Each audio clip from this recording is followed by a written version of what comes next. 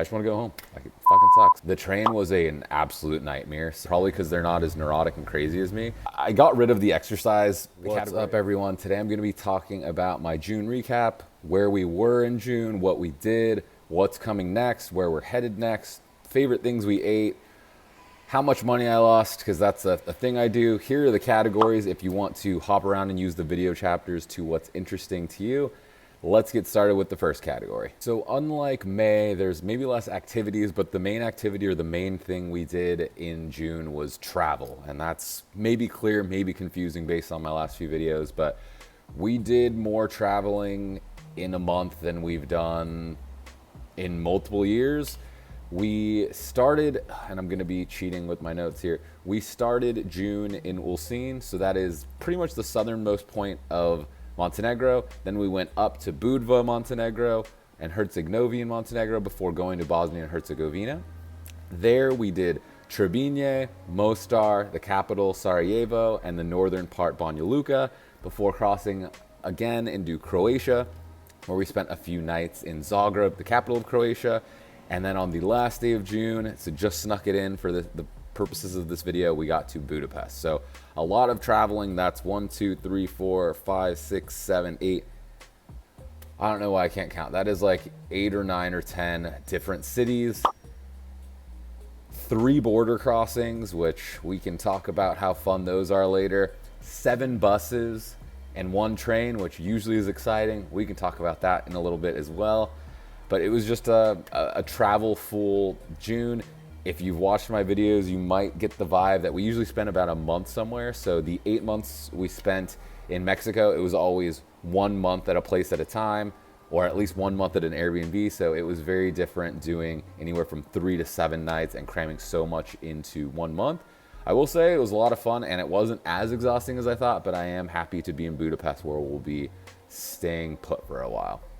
This is a good point to say this is going to be a long rant, so feel free to skip ahead, use the video chapters, or I will put the time I'm done ranting about this. So another thing we did, or another thing I did in June, is had a mental breakdown. So I keep talking about border crossings and trains. Going from Zagreb to Budapest was something I had been looking forward to basically the whole trip, for 2 reasons. One, Budapest was like, besides maybe like Sarajevo, the place I wanted to go most on this trip. So I was really excited to get here.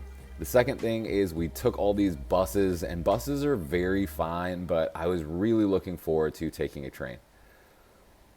There's that joke, like if you want to make God laugh, tell him your plans, that kind of thing. The train was an absolute nightmare. So we got on, it left on time at the train station. The train was better than I expected. So I was like, this is fantastic. We had our, we made food, we brought wine. I was excited for the day, very comfortable. We got our seat. Within like 10 or 15 minutes, the conductor comes around, or, the guy that works on the train, I guess not the conductor. And I thought he was just asking for tickets, but when he asked if we're going to Budapest, he's like, okay, you're going to get off the train in 2 stops. And I'm like, seeing him say something to other people, but no one's freaking out, and probably because they're not as neurotic and crazy as me. And I'm just like, what do you mean? So I ask a ton of questions, and it's like, okay, I guess we're getting off, and then we're taking a bus, we're crossing the border, then we're going to go somewhere else in Hungary, then we're going to take a train. So I was like, that's not terrible, that's not ideal, but it's like you pay for a direct train, whatever. So 2 stops later, I don't know, maybe it's been a total of an hour on the train. We get off, and we're ushered to the bus. The bus is very simple. I've never seen a bus get loaded so fast, but everyone throws their crap under, everyone gets on. Yunji gets us really good seats, so I'm like, okay, this isn't terrible. Then the next part is where things get frustrating. We did such a roundabout way to get to this border crossing, and usually a border crossing, as soon as your car or bus gets there, it's pretty quick. You get off, you get stamped out, they ask you questions, whatever. For whatever reason this time, they took all of our passports, and they were just gone. There was no one at this immigration stop, like not a single other car, or maybe like 1 or 2, but there was no line. So then this guy finally, after like 30 minutes, gets his passport. I was like, how are you doing what you're doing? Anyways, it took like an hour, which usually it doesn't take that long. Then it took forever to get to the train station. When we got to the train station, we waited, we waited like 10, 15 minutes. Then we went, and I was like, we're good to go. The AC wasn't working, it was hot as crap, but we got moving. As soon as we got to the next stop, we waited 30 minutes. And this kind of vibe continued. So Long story short, it took us an extra, I don't know, 2.5 hours to get to Budapest. By the time we got to Budapest, we had pissed off our Airbnb host friend who we were late getting here, so then we had to wait for them to get here. And then that gets to my next point. So at this point, we're in Budapest. You know, we got through the crappy day. The whole one train turned into the fiasco. It took a long time, whatever. And, you know, hoping things get turned around. So we check into our Airbnb. It's not too hot. The city is hot, but we've been hot all day, so we don't really know. Then we notice not one, but both fans are broken. And then it's kind of like, all right, that sucks. We'll figure it out later. The inside of our apartment throughout the night, as we opened up the windows I'm sitting in right now, it got to like 90 degrees, and without a fan and without a real way to create a cross breeze, it was so hot. I woke up just like sweating buckets, and then I finally got up at like 3:45. Maybe that's an exaggeration. No, I think that's right, actually. And was just like up trying to figure things out. And anyways, after the long day where I just wanted a good night's rest, I slept a couple hours and woke up just pissed off and tired. And at that point, I was just like, I want to come home. Like, it was so like, I just want to go home. Like, it fucking sucks. So that was the next thing. But let's talk about something happier. The other highlight and random fun thing that happened in June is we got library cards. So I will put some videos, I guess, right here to show you how epic this library is. And that is where the first reason our friends Connor and Mariana told us to go, just because it looks cool. But when I realized it was 100 degrees outside, we have no AC, we have no fans, and our place is like 90 degrees, I was like, let's check if the library has AC. So getting a library card not only gives me somewhere to work, gives Yunji somewhere to like read, or like if she wants to hang out, but it provided AC for a few hours that first day, and that was a life changer. I'm recording this at like 7 a.m. right now, so I can go edit it there. But I think from Monday to Thursday, that's going to be where I work, and that has been just like epically awesome. And the fact that it's gorgeous, like some of these rooms, like this is not your average public library. And I love the libraries we have both in like Fresno and San Francisco, but got a library card. I want to quickly recap what I did on YouTube in the month of June, and then I want to share kind of the future direction. I didn't want to do one of those like attention announcement thing because those get annoying. So again, I published 8 videos in the month of June. I did my first city guide, so roughly a 30-minute video on Mexico City that I think if you or any of your friends are planning to go to Mexico City, this video covers just about everything, and I highly recommend it. I did my second monthly recap, and I'm enjoying these, so I'm going to keep doing these. Please let me know if you're enjoying these or what you'd change about them. I did 2 cost of living videos, one in Guadalajara, one in Mexico City. Those are both from 2022, so that was our trip in February and March, so those are as fresh as you're going to get from my videos as far as prices. I did my first 2 Europe vlogs, one flying over from LA, and then our kind of first night in Croatia, and then an Old Town walking tour. You can check those out. And what I wanted to talk about was what did well, what bombed, and what's gonna happen. So I've kind of been changing like the formula up here.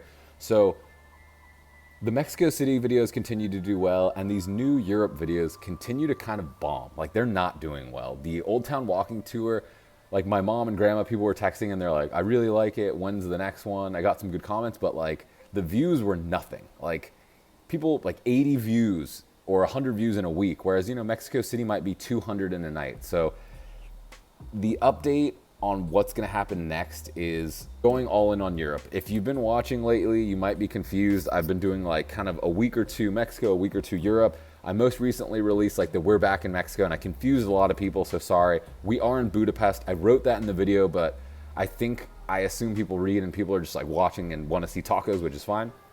So I'm going all in on Europe.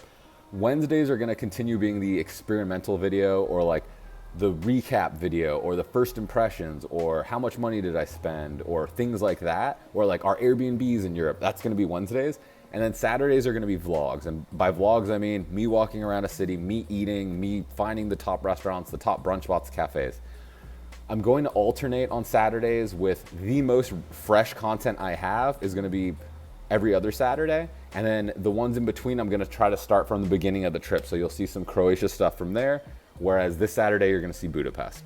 And then if people get really bummed out or miss Mexico, hit me in the comments here, hit me somewhere, and I can do maybe 1 Mexico City or Guadalajara vlog per month, because I do have basically 2.5 months of Mexico footage still. But I think it's time to go all in on Europe. I think it's less confusing to viewers. If this is going to be a vlog, it needs to be representative of where I am and what I'm doing. So like, I'm recording this on the 4th of July. It's Monday. This is going live in 2 days. So I'm going to be doing more Europe stuff, and it's going to be live sooner and fresher. Let me know what you think about that in the comments.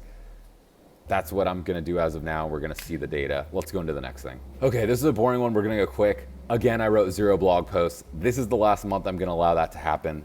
My goal is to build up 4 so that I can start posting stuff. We're not traveling as much anymore. We are in Budapest for the next few weeks, so there's no more excuses, which is leading me into the next category. I'm going to start doing a commitment section where I commit for the coming month. So I'm gonna make some commitments for July. And the first one is, even though I need 4 blog posts, I'm going to write 2 blog posts this month. So if I don't write 2 blog posts by the July recap, flame me in the comments. Don't stop watching, but you can hate on me, yell at me, or you can text me to encourage me along the way. Hey, are you doing your blog posts?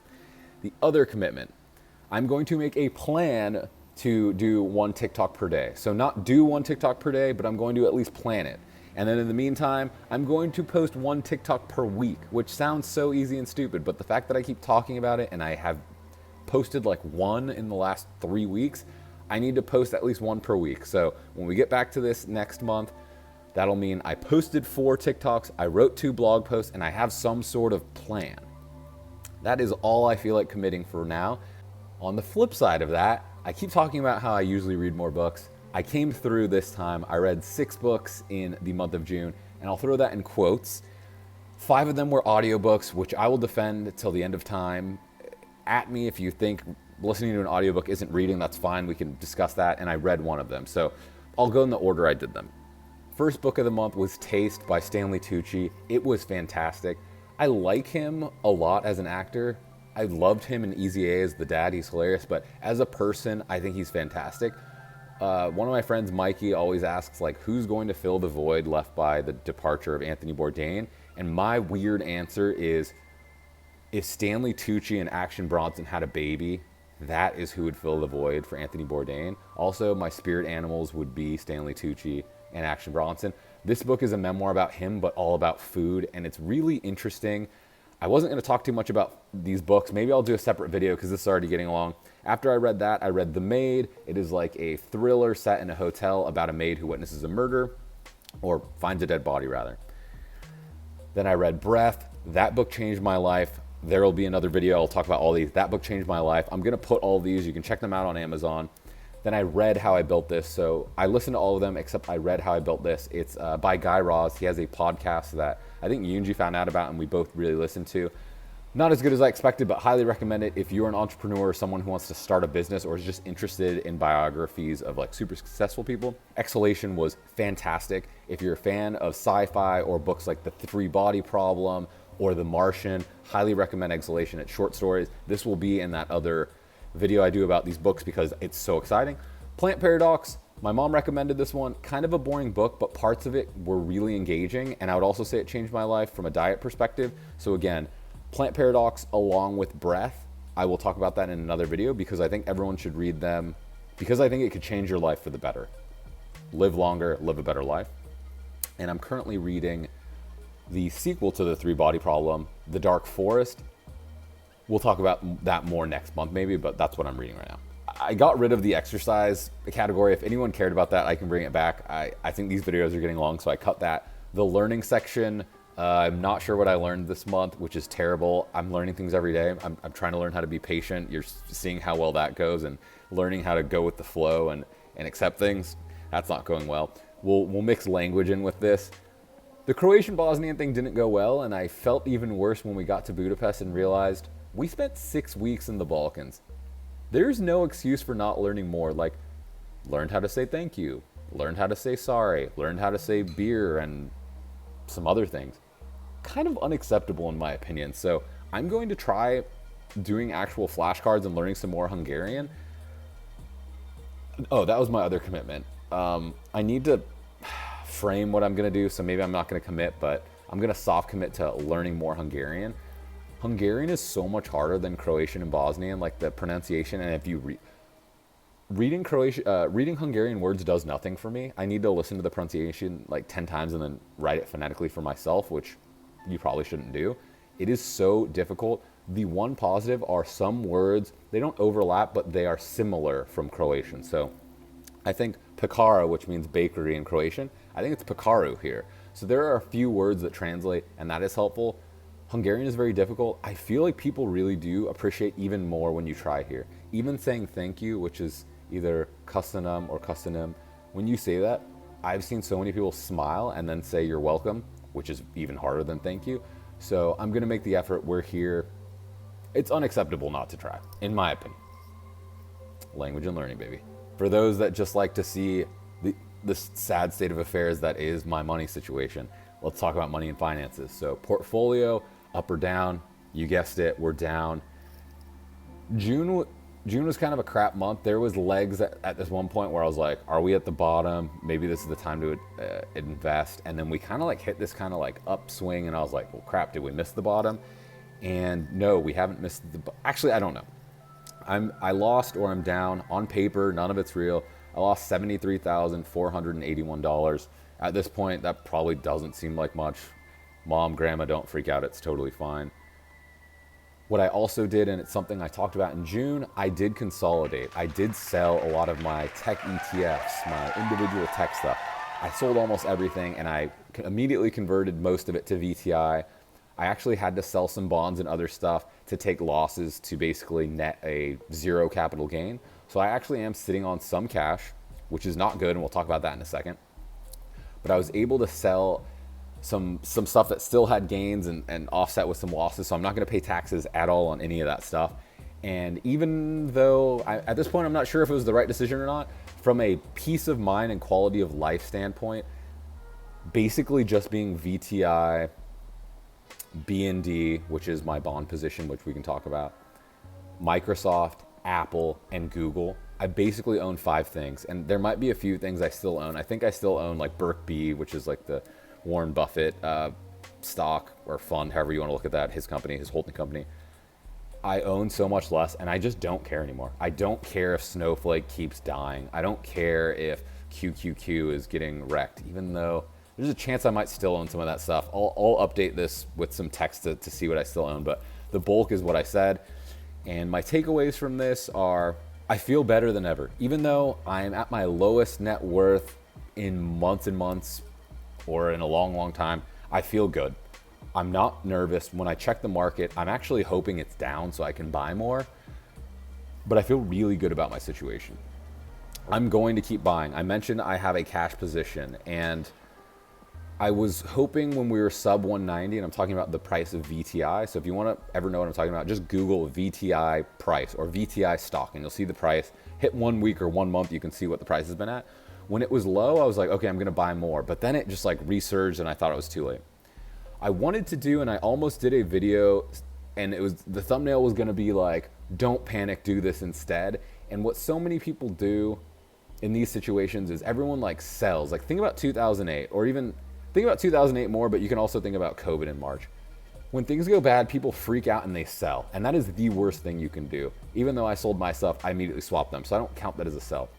When you sell and go to cash, it seems rational. You're stopping the bleeding. You think the stock market's going to go down forever. The issue is, if you do that, there is never a good time to get back in. As it goes down, the thinking is it's going to keep going down, so why would I go in?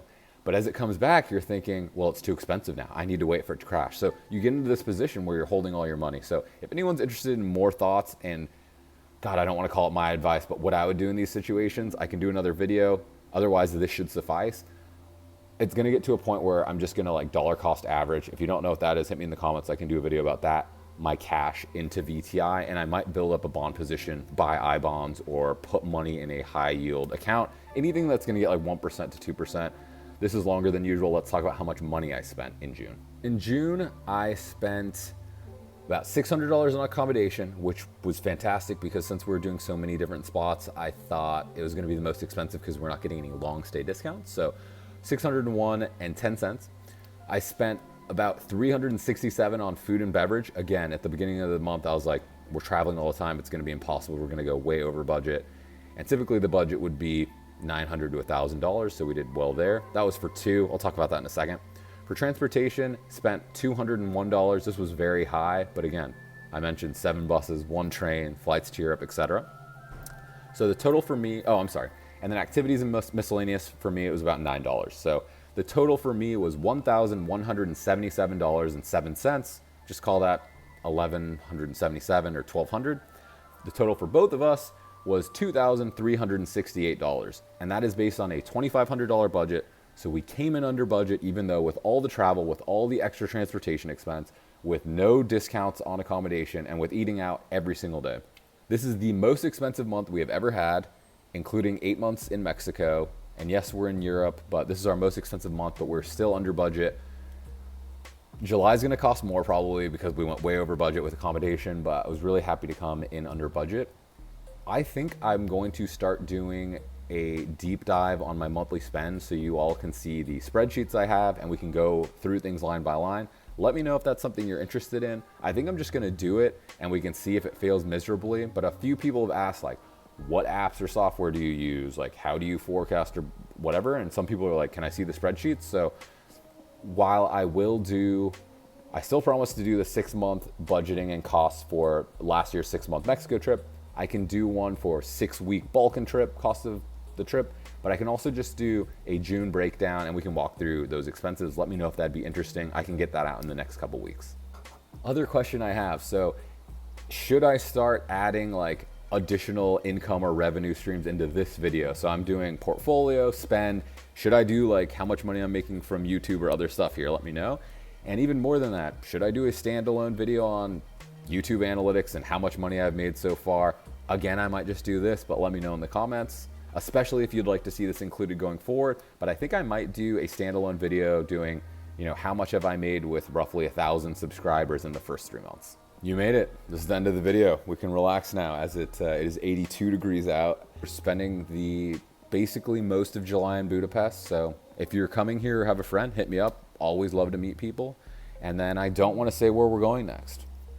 It is a train ride away.